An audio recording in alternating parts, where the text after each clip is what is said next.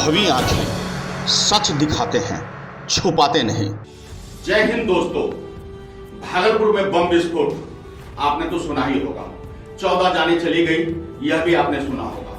और थानेदार इस मामले में सस्पेंड हो गए, यानी नप गए, यह भी आपने सुना होगा। लेकिन क्या यह सिर्फ थानेदार तक की गलती थी? आला अधिकारी की कोई गलतियां आपको नहीं दिख रही है? सिर्फ यह एक पटाखे का खबर था? बारूद का इतना बड़ा कारोबार फल फूल कैसे गया? चाहे आपको लगे मिर्ची या आप मुझे कहें करवा करेगा, सच हम कह के रहेंगे, करवा सच।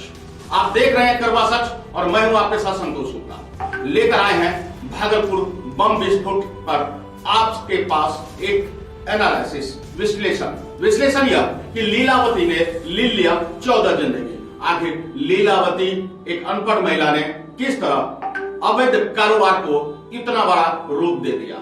कोयले और साइकिल पर लेकर कच्चे कोयले के कारोबार ने आखिर बम विस्फोटक बारूद के कारोबार में कैसे तब्दील हो गया? देखिए हमारी एक खास पेशकश। भागलपुर बम धमाके के पीछे आखिर लापरवाही किसकी थी? आपको बता दें कि लीलावती ने ले ली 14 जिंदगियां। पति की 25 साल पहले मौत हो चुकी थी। अपनी बेटियों को भी अपने अवैध कारोबार में सहभागिता बना ली। 2 बेटियां साथ देती थी। लीलावती की लीला को जरा समझिए। अवैध कारोबार कोयले से जुड़ा और धीरे धीरे यह अवैध पटाखों के बारूद से जुड़ गया। बारूद भी ऐसा कि जब फटा तो न लीला को देखा न लीलावती के परिवार को, और लील ले गया आसपास के और मकान में रहने वाले अन्य लोगों को भी। अब तक 14 लोगों की जानें जा चुकी हैं। भागलपुर में बम धमाका भले ही गूंज उठा हो, लेकिन उसकी गूंज केंद्र सरकार तक भी पहुंची। मोदी जी ने भी कह दिया कि उन्हें मरने वालों के साथ सहानुभूति है और बिहार के मुख्यमंत्री से उनकी बातचीत हो रही है। एक अनपढ़ औरत, जी हाँ, हम यह ऐसा इसलिए कह रहे हैं कि एक अनपढ़ औरत पूरे महकमे के नाक के नीचे अपने अवैध कारोबार को विस्तार देता रहा। फलता फूलता रहा यह कारोबार अंततः विस्फोटक बनकर फूट पड़ा, जैसे ज्वालामुखी फूटता है। बता दें, कोयले से बारूद तक के अवैध सफर में पुलिस को भनक नहीं लगी। वाह रे पुलिस, कभी ड्रोन से तो कभी हेलीकॉप्टर से शराब ढूंढती है, लेकिन अवैध बारूद के फलते फूलते व्यापार पर पुलिस की कोई नजर नहीं जाती। जरा सोचिए, थानेदार पर गाज गिर चुकी है, लेकिन क्या सिर्फ थानेदार जिम्मेदार है? महकमे के आला अधिकारी कहां सोए हुए थे? इतनी बड़ी कार्रवाई हुई है। पुलिस या एक्सपर्ट के माने तो पटाखों के लिए उपयोग में लाने वाली अवैध असलहों का, यानी कि बारूद का इस्तेमाल अगर मात्रा से बढ़ा दी जाए और उसमें लोहे के कण मिला दिए जाए तो वह अत्यंत भयावह विस्फोटक हो सकती है। जी हां, और भागलपुर विस्फोट में कुछ ऐसी ही तस्वीर सामने आई है। बताना गलत नहीं होगा कि उस विस्फोट में 14 लोगों की जानें गई। 4 परिवार के सपनों के घर जमींदोज हो गए। 30 घंटे के बाद भी पुलिस इस उलझन में है कि यहाँ पटाखा बन रही थी या बारूद का कोई बड़ा हादसा होने का इंतजार। लोगों को सूचना है और अभी भी कई लोगों का इलाज चल रहा है, तो हम लोग उस पर भी नज़र रख रहे हैं। कल रात्रि से ही लगातार जो JNMCH के सुप्रिटेंडेंट साहब हैं उनसे बात हो रही है, लोगों ने देखा भी है, तो बेहतर इलाज मिले जो भी घायल हैं उनको।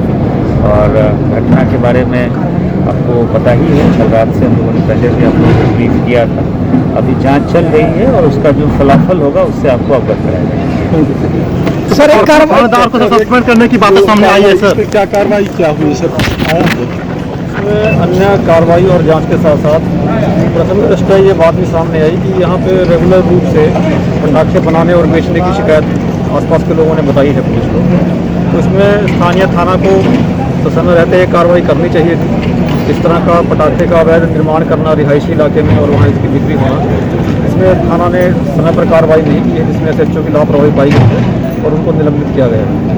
और इसके बाद अनुसंधान के क्रम में अन्य गुनों की भी जाँच की जाएगी। सर, अब तक कितनी मौत हो चुकी है सर? जैसा कि अभी बताया है कि 14 लोगों की डेथ हो चुकी है। सर 2018 में भी इसकी घटना हो चुकी है, उसके बाद इस तरह से शहर के बीचों बीच इस तरह अवैध पटाखा का निर्माण हो रहा था, तो पुलिस को भनक नहीं लगी। तो इस पर किस रूप में देख रहे हैं? इसी कारण से जो यहाँ के SHO हैं उनको निलंबित किया गया है, तो कड़ी अनुशासनिक कार्रवाई की जाएगी। तो CID पर भी सर सवाल उठ रहा है कि आखिर CID क्या कर रही है, उनको तो नहीं भनक लग पाई। ये तो इतना ऐसा मामला था जो थाना को इसकी सूचना रखनी चाहिए थी, क्योंकि जो समय समय पर फेस्टिवल होते हैं तब भी हम लोग निर्देश देते हैं, अलर्ट करते हैं, तो इसमें थाना की लापरवाही अभी तक पाई गई है। पिछली बार और आगे जांच बढ़ेगी तो फिर कहा जाएगा। FSL की टीम जांच कर रही है सर? FSL की टीम भी आई थी और बम डिस्पोजल स्क्वाड भी आया था, और ATF से भी बम डिस्पोजल स्क्वाड की टीम को बुलाया गया है, वो भी आगे अपनी जांच करेंगे। क्योंकि अभी तक जो जांच में सामने आया, जो मटेरियल मिला है, जो पूछताछ में बातें सामने आई है, यही आया है कि यहाँ पे पटाखा का निर्माण हो रहा था और शायद पटाखा बनाते टाइम ही रात में कोई दुर्घटना हुई जिसकी वजह से ब्लास्ट हुआ है। कुछ बाकी जो एक्सपर्ट लोगों की टीमें आई हैं वो अपनी जाँच करके रिपोर्ट देंगी। पुलिस पटाखों के लाइसेंस और पटाखों के बारूद के ऊपर उलझी हुई है। हकीकत शायद इससे दीगर भी हो सकता है। इतना बड़ा विस्फोट और जिस तरह 4 घरों को अपने चपेट में ले लेना, जिस तरह घर जमींदोज हो जाना, यह मामूली बारूद की कहानी नहीं है। यह बारूद इतनी भयावह थी जो किसी बड़े विस्फोट की ओर इशारा करती है, किसी बड़े हादसे की ओर इशारा करती है। अब यह हादसा कितना बड़ा हो सकता था, इसकी जांच की NIA से मांग तो उठ चुकी है। लेकिन आपको बता दें कि 55 साल की यह महिला भागलपुर के काजवली चक में पिछले 20 साल से बारूद के अवैध कारोबार करती थी। सालाना लाखों का टर्नओवर था। अवैध कारोबार खूब फल फूल रहा था। 2 बेटियां आरती और पिंकी भी साथ देती थी। हालांकि ब्लास्ट में पूरा परिवार ही काल के मुंह में चला गया। लीलावती, उसकी छोटी बेटी आरती, बड़ी बेटी के साथ 2 मासूम बच्चे प्रियांशु और आयांश की भी मौत हो गई। आपको बता दें कि यह बेहद दिल दहलाने वाली खबर है। 25 साल पहले उसके पति की मौत हो गई थी। बेटी को भी पति से अलग करके इस अवैध कारोबार में सम्मिलित हो गई। पहले कच्चे कोयले को साइकिल से लाती थी और सेफ जोन बनाने के लिए बाहरी लोगों को न शामिल कर अपने ही बच्चों, अपने ही परिवारों को इसमें शामिल किया गया। साइकिल से कच्चा कोयला मंगाती थी, बाजार में ऊंचे दामों पर बेचती थी, खूब पैसा मुनाफा कमाती थी। और यह कोयले का अवैध कारोबार धीरे धीरे बारूद के कारोबार में कब बदल गया पता ही नहीं चला। जी हाँ, बिना लाइसेंस के पटाखा बनाने के काम में इसकी शुरुआत हो गई। लेकिन देखिए तो सही है, गुनाह फलता फूलता रहा, पुलिस को खबर तक नहीं लगी। आपको बता दें 10 महीने वह बारूद का अवैध कारोबार करती थी, 2 महीने कोयले का कच्चा कोयला का धंधा संभालती थी और इसी गफलत में शायद यह देरी हो गई। बड़ा मार्केट बनने लगा, खूब बिक्री होने लगी। स्थानीय युवाओं को हायर किया जाता था, बाजार की दर से कहीं ज़्यादा भुगतान का लालच भी दिया जाता था, इसलिए तो लाखों का टर्नओवर बन गया। आपको बता दें कि पुलिस के हाथों में क्या आएगा यह तो जांच और छानबीन और गहन छानबीन के बाद पता चलेगा। लेकिन सवाल उठता है कि रिहायशी इलाके में एक मकान के अंदर लीलावती ने यह सारा लीला रच दिया और पुलिस को कानो कान खबर नहीं हुई। निश्चित रूप से यह हैरान करने वाली खबर है। आपको बता दें कि बहरहाल इस मामले को लेकर जहां पुलिस अब संजीदगी में है, वहीं आपको बता दें कि यह बेहद खतरनाक कारोबार लीलावती जैसी अनपढ़ महिला चला रही थी। भले ही इसकी चपेट में वो खुद भी आ गई। पटाखा आवाज़ के लिए बनाया जाता है, लेकिन बारूद की मात्रा बढ़ा दी जाए और लोहे के कण मिलाने के बाद यह खतरनाक हो जाता है। यह कहते हैं पूर्व DGP अभयानंद। बता दें कि भागलपुर में खुफिया इनपुट के बाद भी पुलिस बारूद के ढेर तक क्यों नहीं पहुंच पाई? आखिर पुलिस का सूचना तंत्र क्यों फेल रहा?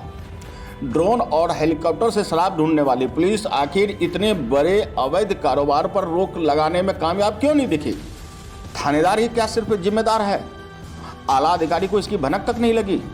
खैर, सवाल है तो ईमानदारी से जवाब ढूंढिए और एक बड़े हादसे भागलपुर या आसपास के शहरों में घटती उससे पहले इस कारोबार से जुटे लोग ही इसमें नेस्तनाबूद हो गए। साथ में कई जिंदगियां और ले गए। 14 जिंदगियों की खात्मा की खबर हम सबको पीड़ा देने वाली है। निश्चित रूप से यह काफ़ी लंबे समय तक हमें डराता रहेगा। लेकिन पुलिस तंत्र को ड्रोन और हेलीकॉप्टर से शराब ढूंढने के बजाय अपराध और अपराधियों पर नकेल कसने के लिए वास्तविक सूचना तंत्र बनाकर इस पर नकेल कसना बेहद आवश्यक है। इसलिए फिर से आप इसे सब्सक्राइब जरूर करें। खबर देखने से पहले सब्सक्राइब बटन जरूर दबा दें। आपसे अनुरोध है यह।